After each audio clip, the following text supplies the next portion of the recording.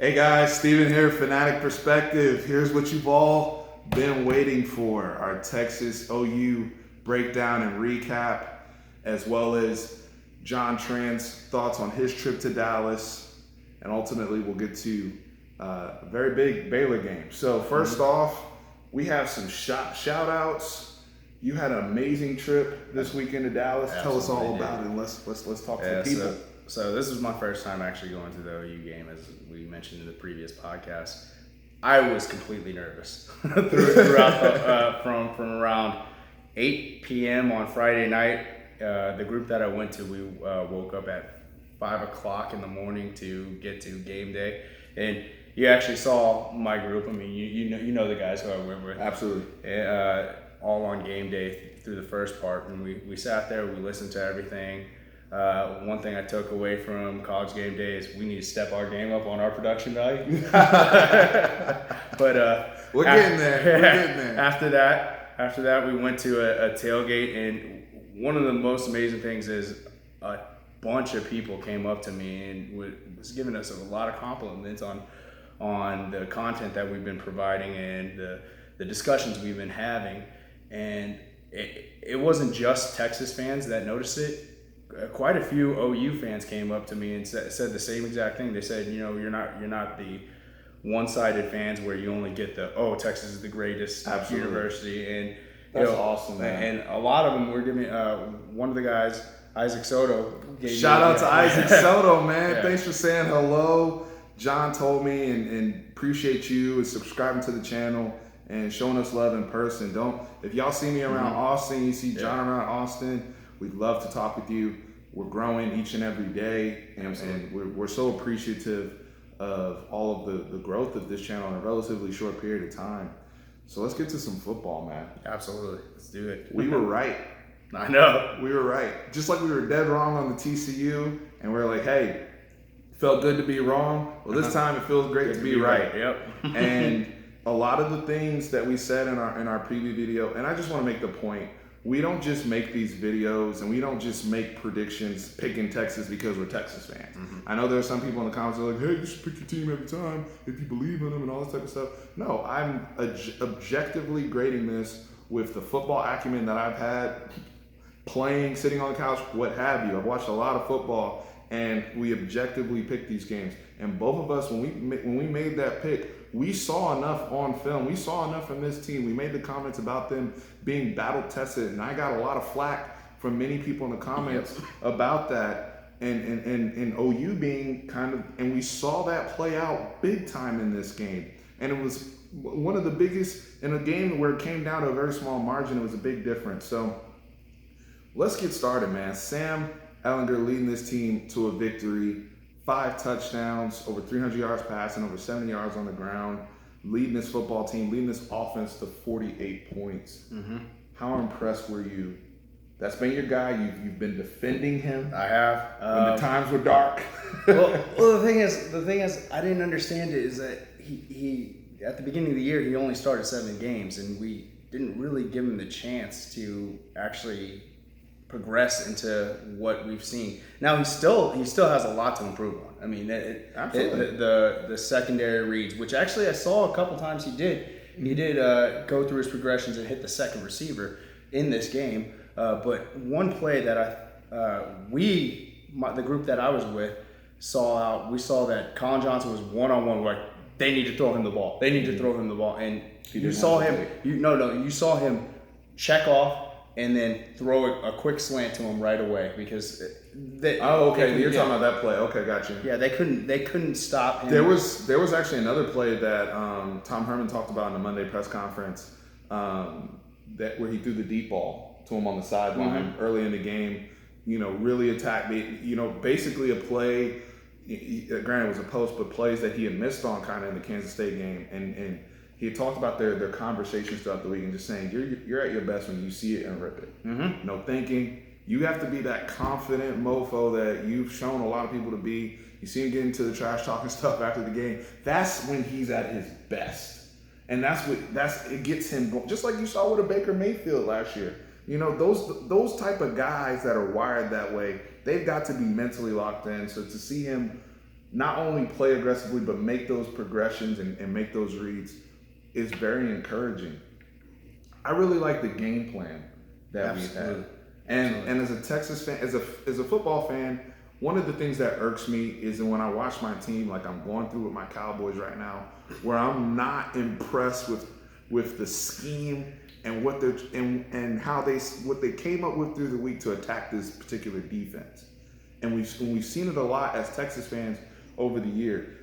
I was actually really impressed with the game plan that Tom Herman, Tim Beck, Drew Maringer, everybody that was involved on how they decided to attack this OU defense. And it's not just that, yes, OU's defense was not that great, and I'll be the first to say that. Obviously, Mike Stoops was immediately fired after the game. And many of you actually came on and talked about the firing, but executing, timely play calling. When they were blitzing, they would run a tunnel screen or some screen behind it. Just being a step ahead of what was happening. We've seen points in this program where we couldn't execute against air. Nope. You know what I mean? Like just 7-on-7 or executing against air. We couldn't even do that, or we didn't look good doing it. Not only did we look fluid, we executed. We took care of the football. And not only so that, impressed with the coaches. You also saw John Burt catch a ball. You saw him catch it over the middle. I mean, hey, let's be honest. The guy has the speed of a cheetah, but his hands were suspect. Come on, and he was catching the ball. He was catching the ball over the middle, not even a deep route. Shout out to John Burt, first game back. But to somebody else addressed this in the presser, and it was something that I had complained about, just talking about the adjustments and the improvements that the coaches have made week over week. The rotation of the wide receivers. Mm-hmm. They have gone, look, it is Colin Johnson, it is LJ Humphrey, it is Devin Duvernay. Yep. Unless somebody taps out or they just ran, consecutive deep routes, that's going to be your guys. And then you have Andrew Beck at tight end. And that consistency, along with there's no quarterback games being played, you can see that chemistry that he has with all three of those guys, because he found Duvernay on some clutch over the middle plays. Mm-hmm. Obviously, LJ had a monster game. You can pull up his stat with 9 catches, 130-something yards. Yep. Even their creativity at the goal line, throughout in the red zone, scoring touchdowns. They scored 6 touchdowns. I mean, throwing the wrinkle in for the first touchdown too. For everyone thought LJ was going to run that right away. The Tebow jump pass. Yeah, right. It was perfect. Perfectly executed. And that goes to just everything that this coaching staff has established and really getting that the confidence in a lot of these guys. You're seeing it on the field. No matter who they're going against now, you're seeing them leverage their wide receivers with their size. Tom Herman, we talked a lot about Kyler Murray and Hollywood Brown and the speed they presented. Tom Herman in the Monday presser said almost what I said word for word about, hey, they had the 2 fastest players. They probably have 2 of the fastest players in the country. Yep. Kyler Murray's 67-yard touchdown run looked like a damn punt return. Okay, so with that being said, he said, hey, we're going to play to our strengths. We're physical. We're going to have great endurance. We're going to execute. And we're going to play to the size that we have. We have some big guys on this team. So we need to start coaching according to that size, coaching to their strengths. Even the quarterback himself. We saw some excellent quarterback run game today. Sam Ehlinger ran for 3 touchdowns, had 72 yards. Look, nobody on our team, we have some fast players, but the quarterback's not, a burner or anything. No, not at all. But he's big. He can run behind his pads. That's why you can see they have so much confidence when they go for it on 4th and 1, because when they have him run and they have the extra blocker, it's almost unstoppable. Then you couple that in their red zone packages with 2 people who are 6'5" at wide receiver. That is extremely difficult for a defense to defend on a regular basis. Yep. When you get in that part of the field. Because you can only double team one of those guys. And if you decide to double team both of them, Devin Duvernay is wide open. And I don't think there's anyone who can guard him on a fly route. A fly, if we're talking about crosser, speed, that's your guy. That's your speed guy. Yeah. But even down short, it's like, okay, I can spread you out, and y'all are paying all this attention to Humphrey. You're paying all this attention to Colin Johnson, on the fade of the back shoulder, and then Sam Ehlinger tucks it and runs it because he can run up the middle. That's a 3-tiered attack that you have in the red zone. It's very effective. A lot of people, let's talk about the defense stuff. Give me your thoughts. They came out, or they struggled. I noticed Todd Orlando typically likes to diagnose and see, basically he wants to see your hand. And OU did what they did on the first drive. I think they ran four or five plays, got right down the field, no problem. But we quickly adjusted, and we actually rattled Kyler Murray. We did. We absolutely did. We held them to 21 points all the way to midway in the fourth quarter. No, third quarter. Yeah. Was it third quarter? Yeah, or third I thought quarter. They started going yeah, off. because they scored that first touchdown on the comeback. We were up 45-24. They scored the first touchdown with like a few seconds left in the third quarter, and that's when it actually it was the very beginning of the fourth quarter, but that's when that drive started. Okay. But yeah, go ahead. But yeah, well, we held them in check for the most part, and it's a testament to how talented they are on offense and how fast they are.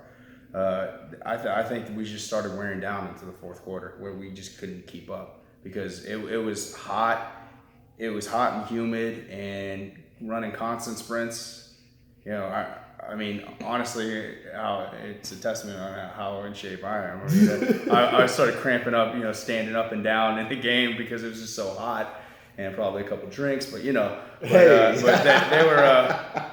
were running 30-yard sprints probably every other play. And the anxiety of it too, right? The anxiety of it, knowing these guys can score on one play, any little mistake, and you saw that with the Hollywood Brown touchdown.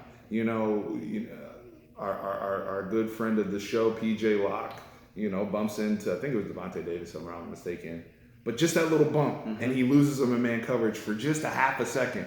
Touchdown. That's how fast they are. Same thing with Kyler Murray. And look, I give credit to Lincoln Riley for calling that quarterback draw because he called it against the blitz perfectly.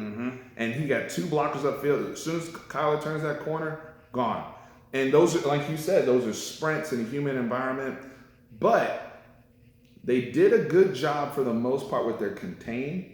Their blitzes were very creative. There was a lot of times where you saw that double clutch type of thing, even that we saw with JT Daniels in the USC game where a mistake is coming. They threw speed on the outside. They threw, I think they blitzed BJ Foster played about 5 or 6 times that I saw.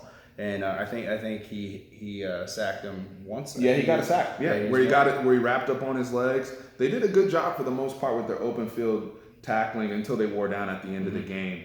But throughout that mid part, from the mid first quarter to the beginning of the fourth quarter, they were very sound with their technique. And again, I just think that Todd Orlando just has something that can. Obviously, Lincoln Riley his offense still put up 45 points. They put up points against Georgia with Roquan Smith and all those NFL monsters they had. That offense is always going to score points. It's just a matter of time. But you have to slow them down at certain points. Situational defense, if you will. Now, situation at the end of the game, it was a letdown. That last drive was a disappointment. And that leads me to the next thing. As coaches, I love the tone because it's like, you know what, guys? We just beat a team that was top 5. That Herb Street, Desmond Howard, some of them if y'all watch College Game Day, some of them had David. Some of them even had Oklahoma. But when they were doing their top 5 teams, like their own personal, some of them had Oklahoma at number 2, behind Alabama. Like that's the regard that that Oklahoma was held in going into this football game. And a lot of that had to do with the proficiency of their offense and whatnot. But for you guys to go in there, not play your A game. We did, make no mistake about it. The offense can probably say that honestly they can grade out like an A-. But the defense and the special teams too, Texas did not play their A game. Nope. And they beat a team that some people had as high as 2 down to 5. That is amazing progress for this team coming from where we were Maryland and Tulsa weeks. Unbelievable. Absolutely. I do have a question for you. After we made the field goal, Dicker made the game-winning field goal. There was 9 seconds left. How comfortable were you with? with the 9 seconds. Ooh. I was very uncomfortable because of the speed. Too. Thank you. Because of the speed, man. And I didn't care where they were going to get the football on the field. Mm-hmm. And it's college football. Yeah, it's college. I mean, we saw what happened. I think it was a Michigan State game a few years ago, and all sorts of craziness, right? But when Kyler threw that first pass and they started pitching around, I'm like, because it's all about angles. And honestly, as a Texas fan, I still have that Ronald Jones halftime, Sam Darnold threw a tool and he ran. Like, that's still ingrained in my brain. So the anxiety was, until they made the tackle and the guy fumbled or whatever, I was pins and needles. There was a fan in front of me after, he goes, it's all over. I was like, you need to stop right now. I was like, you need to stop right now, because we've been traumatized before on stuff like that. They even just showed a highlight where they scored in 11 seconds, and it was 11 total seconds. It wasn't 11 game seconds. So all they needed was 1 second left on the clock. So until I saw them turn over the ball at the end, I wasn't comfortable. You brought up the man of the hour, Cameron Dicker. Salute to you, sir. Mm-hmm. And I was watching on TV. That grin that he had, my man, it was like, Coach, the other side of the pillow. He had that look on his face. Like I felt like in my mind he was just like, Coach, just get me in range. Yeah, we got it from here. Yeah, I got this. I got this. Just get me in range. I got it from here. He wasn't even warming up. He was just like, I know. I know, and that's what it was scared me. When I was like, oh no. I did not see him kick once into the net. And he's standing there next to the defense. And the only people that were warming up for that kick were the long snapper and the holder. Yeah, those are the only people that were warming up for it. Whew. And I was like, that's not a good sign. You know what I loved about that, though? And that's something you saw going back to, I'm going to bring you back here with Justin Tucker, when he made that kick against A&M. He wanted that moment. Mm-hmm. He's like, dude, just get me close enough. I got it. I want to be the guy that kicks the game winner. I want to be the legend. I want to be the guy that the girls want to go after when I get back to Austin. Dude, salute to you, Cameron. True freshman. Yeah. Coming into that environment, never played in this game before. What type of confidence does this kid have now after sky high, man? Beating a top 5 team or top I think they were ranked 6, but beating a top should be a top ranked team in the nation with a kick, and just walking off with confidence. I mean, he throughout the kicker. There's not going to be many other kicks that are going to be bigger than the one that he just Absolutely made. Not. So I don't see why he couldn't just run off a streak of him. I think we found ourselves. Look. So that's the A+ of the special teams. Yeah. Punting game is still an issue. We were actually talking about that before we started the video. He kicked horizontally. He just got too many balls going off the side of his foot, and again, I feel like that's the other thing I love about the channel and how we cover it. We cover this 3 tiers, man. Special teams is very, very important. Mm-hmm. It's something we pay a lot of attention to, even in the kick return game, right? So not just us returning, but also our coverages. How are we covering it every week? Are we making big hits? Are guys making tackles? All that type of stuff. So the punt game is an issue. It's just going to be an issue throughout the season. Hopefully, if we're putting up 48 points and Sam Ehlinger is rolling like he is, we don't have to punt too often. Yeah. But, and a lot of people on the channel, and that's the other thing. We read our comments and we want to interact with just some of the talking points that you guys bring up. Hey, how do we surrender a 21-point lead? Why did we have to, how many years did Texas put on our life in this game by we had to do it this way? And it's like, look, guys, and I think Tom Herman did a great job of addressing it. When you have holding penalties, when you get focused on running out the clock, and you're starting at 1st and 20, you get to 2nd and 20. We had a 37-yard run by wiped away. And by the way, the running backs played amazing. Ingram and Watson both got used appropriately. Haven't mentioned them yet, but they were great performances. Probably my unsung heroes of the game. But when you're trying to run out the clock, and because that's one of our strengths is our 4-minute drill or 6-minute drill. We're really, really physical at the point of attack when they know, and I think they just got a little excited, guys getting grabby around the shoulders and whatnot, and then OU's OU. You got to respect the opponent. Kyler Murray is going to be in New York as a Heisman. He's going to be in New York watching Tua get his trophy. Yeah. He's going to have a front row seat to see Tua get his trophy, but he's going to get a free trip and some food out of it. But that's free stuff. He's making more money than anyway. He doesn't need free stuff. So that's who you just defeated. You know what I'm saying? So just wanted to address, that. Not that I'm happy about it, but it gives the coaches some talking points for this week. And I want to go into just Tom Herman's outlook and, to me, I brought up the press conference a lot. To me, it was his best press conference. His tone, not satisfied. Exactly. Yeah, I'm happy we won. We celebrated on Saturday. That's old news. We're trying to go 1-0 this week to his 1-0 mantra, if you will. Baylor's 4-2, 2-1 in the conference. He said all the right things. I love the fact that he said the most impressive thing about this weekend was our Sunday practice. Guys came ready to learn, wanting to learn from their mistake. And when you develop kind of that perfectionist mentality as a player, well, that's what I was going to add in, is that it's also trickling down, because they asked I think Ehlinger. He said, so is Texas back? And he said, the only thing we're back to is going back to work tomorrow.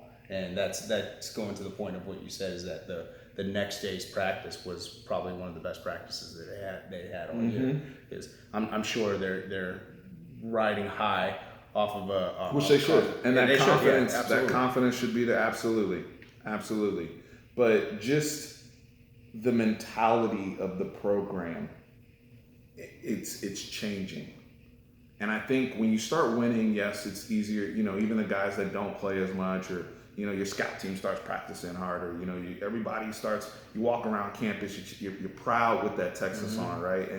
And that's all valid. But just the workman-like attitude, and that's really become their identity on offense. If you really think about it, we don't. And Tom Herman said this: we don't beat you over the top a whole lot.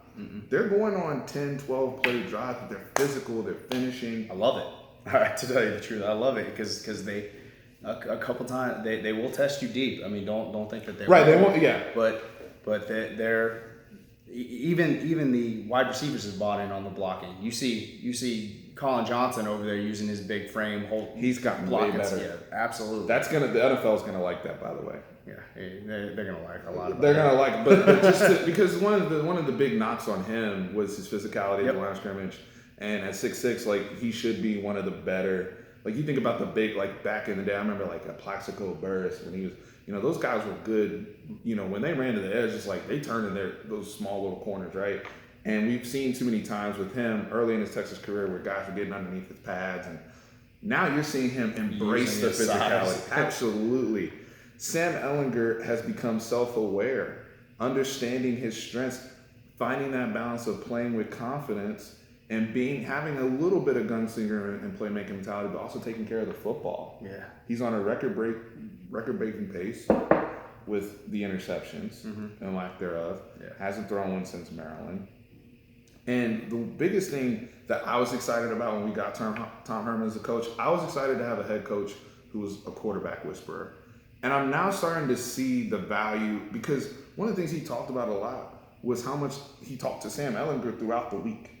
And their conversations in the building, their conversations via text message, just constantly working on his mental. And I feel like that's what I saw when he was in the Ohio State quarterback room with Cardell Jones, JT Barrett, and Braxton Miller. Like just that constant, and I'm starting to see that play out with Sam Ehlinger. And that's what's so exciting for me. Tom Herman just taking that in his hands and putting that personal touch on it. So the thing that I'm excited about for Ehlinger is that, at this point in his career, everyone's saying, his year is going to be the next 2 years. At this point now, why not this year? Why not this year? And he's starting to play. He's starting to play like it. I mean, he's throwing the ball well. He's taking care of the ball, and he's running. He's leading this team. And with that, that's the one thing that everyone has said that Texas has missed is a quarterback. And I mean, he's the quarterback. I mean, yes, he will have a bad game. We said. I mean, but we even said, hey, you don't have to outplay Kyler Murray, and he played him even if not better than him. Let's just be real, because he didn't turn the ball over. And not only that, but covering up for other lapses that the team had. We haven't had, like, we've had quarterback play that was good enough, but we still got blown out, whether it was Case McCoy or David Ash, where they had some good, nice games, but we still would lose in the shoot. We had quarterback play that was so good that the defense fell apart, but he was still able to lead us on the game-winning drive to get the field goal and just executing plays. The play of the game, to me, that 3rd and 20 tunnel screen, LJ Humphrey. And everyone pushed him. Everyone was there to push him. I mean, we didn't pick it up that play, but we knew, hey, that's why the coaches were like, let's go for it. Yeah. We know we can get 1 yard on this team. And, you know, the people we didn't really talk about is the offensive line. Yeah, they had a couple of holding penalties, but that's going to come with the territory. They always say that there's holding every single play. Sure. But they've just been exceptionally well. I mean, they've played great this whole year, and they've been the mainstay in my mind. They're getting better. Yeah, they're getting better. Yeah. Shaq came back. I was, to be honest with you, I disagree with him getting to be able to start, but obviously the coaches were right in that regard, and it worked out in their favor.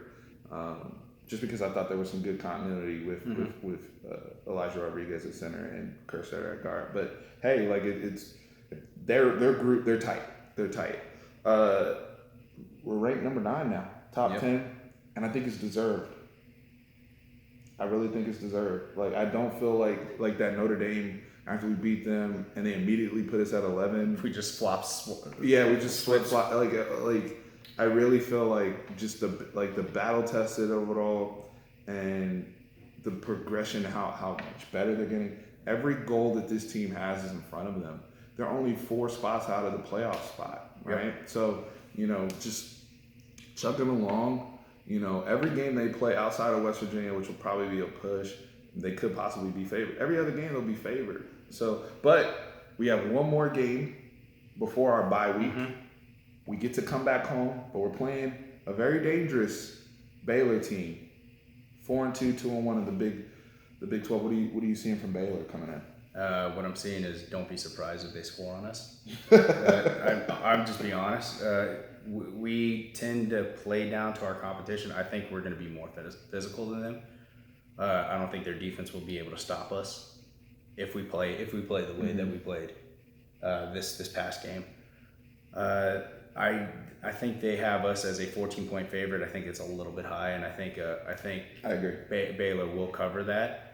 But I see us coming out and actually playing pretty well. And if we don't, you got to think of it this way: if we win this game, we're bowl eligible, and we haven't been that way this early in the season in a long, long time. And not only that, we get a week off next week. 6-1 week off. Their mindset seems to be flipping the switch on. Hey, we need to take every game one at a time. You know, doing that little 1-0 type of thing is working on these kids, and you know whatever's working, you know, keep it up. And I think that we're gonna have our hands full with Jalen Hurts and was it Mims? Yeah, Denzel Mims. Yeah, Mims. Yeah, he's gonna play on Sunday. I mean, they have studs at wide receiver. Yeah, they have a stud as many of us at quarterback, and Charlie Brewer. Many of us know him from Lake Travis High School, the factory of quarterbacks. Yeah, so I mean, he can spin it.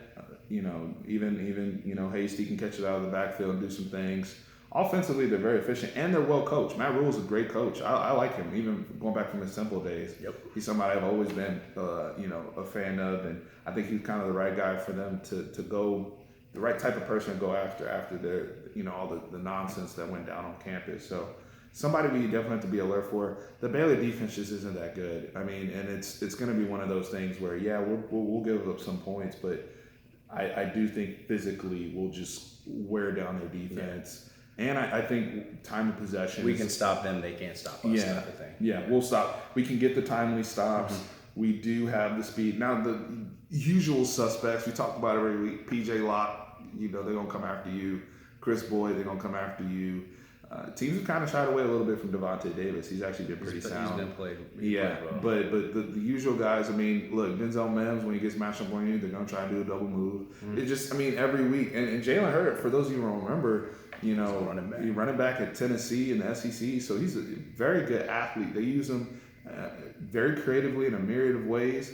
They just went and beat Kansas State, although Kansas State, we're finding out is not very good. But Baylor, this is going to be a tough game, especially because you're battling not just Baylor, you're battling the hangover.